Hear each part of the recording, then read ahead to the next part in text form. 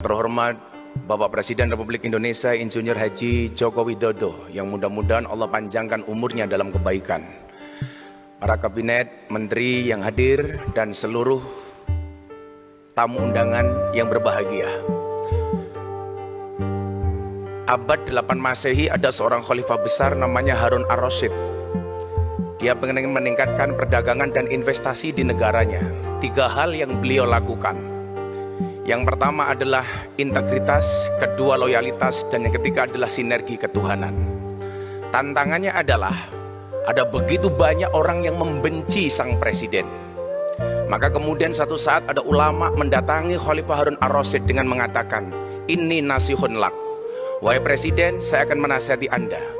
Fa musaddidun alaika, tapi mohon maaf presiden, nasihat saya agak keras. Fala tajidanna fi nafsika alayya say'an, tolong Anda jangan marah dengan saya. Mohon maaf Bapak Presiden, jadi kalau ada ulama yang mulutnya keras itu sudah ada sejak dari zaman Harun ar-Rasyid. Nah, saat itu apa jawaban Harun ar-Rasyid? Innallaha ta'ala qad arsala man huwa khairu minka. Sesungguhnya Allah pernah mengutus orang yang lebih hebat dibandingkan Anda. Maksudnya siapa? Harun dan Musa. Ila man huwa syarru minni, kepada orang yang lebih jelek dibandingkan saya. Maksudnya siapa? Fir'aun. Allah memberikan petunjuk kepada Harun dan Musa, memberikan nasihat kepada Fir'aun dengan kalimat faqulalahu qawlan layyina.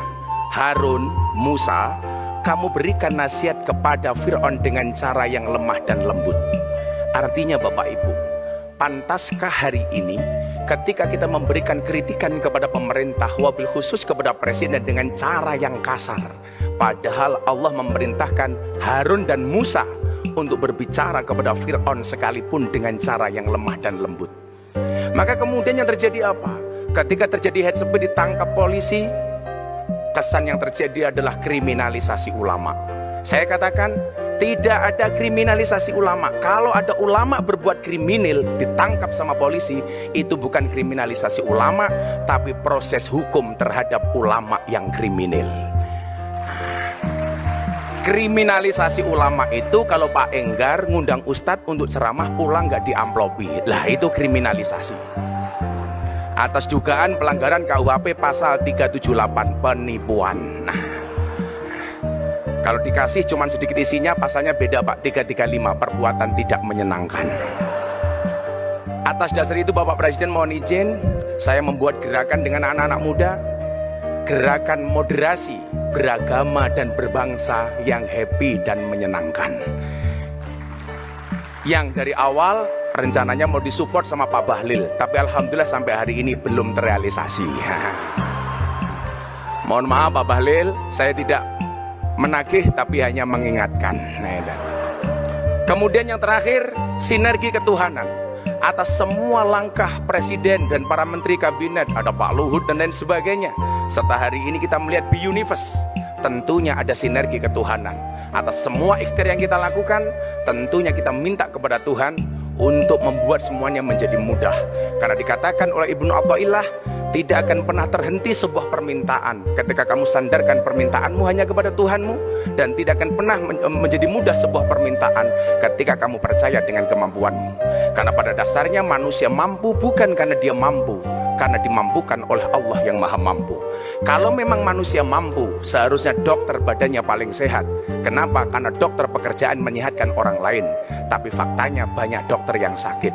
Saya di Jogja punya teman dokter THT, malah dia budak. Artinya apa? Dia juga tidak bisa apa-apa. Kalau memang manusia itu mampu, seharusnya kuli bangunan rumahnya paling bagus. Kenapa? Karena pekerjaan kuli bangunan membaguskan rumahnya orang lain.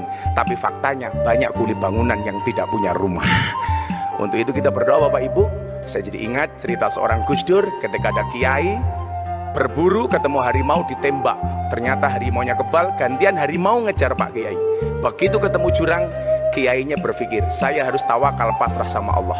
Tangan diangkat, dia berdoa, ya Allah, kalau saya harus mati dimakan harimau, tolong matikan aku dalam keadaan husnul khotimah.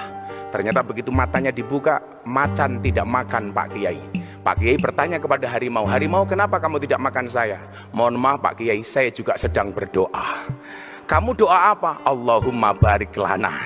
Doa makan Kiai. Untuk itu mohon maaf Pak Presiden, saya sampaikan agak tergesa-gesa. Tadi pas Pampres ngasih waktu saya cuma 3 menit Bapak, 3 menit saja. Bismillahirrahmanirrahim. Allahumma sholli ala Sayyidina Muhammad wa ala ali Sayyidina Muhammad. Walhamdulillahi Rabbil Alamin. Ya Allah, Ya Rahman, Ya Rahim, puji syukur kami panjatkan kehadirat-Mu atas segala nikmat dan karunia yang telah Engkau berikan kepada kami, sehingga pada pagi hari ini kami dapat berkumpul dalam acara Opening Investor Daily Summit 2022. Berikan kelancaran di dalamnya ya Allah. Ya Allah, Ya Rabb, tunjukkanlah kepada kami, wabil khusus kepada pemimpin-pemimpin kami, bahwa yang benar itu memang benar, dan pemimpin-pemimpin kami mampu untuk menjalankannya. Berikanlah kepada kami dan tunjukkan kepada kami bahwa yang salah itu memang salah, dan Engkau berikan kekuatan kepada kami untuk menghindarinya. Ya Tuhanku, jadikanlah negeri yang indah ini aman, sentosa. Berikanlah rezeki buah-buahan kepada penduduknya yang beriman di antara mereka kepada Allah dan hari akhir.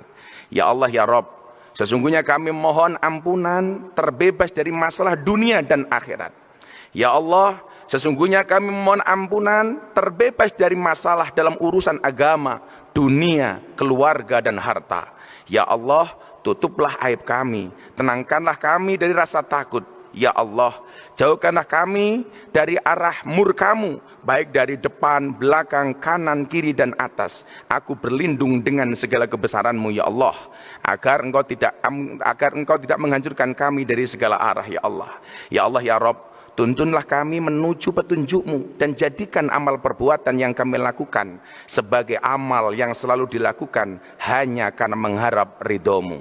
Rabbana atina fid dunya hasanah wa fil akhirati hasanah wa qina adzabannar walhamdulillahi rabbil alamin.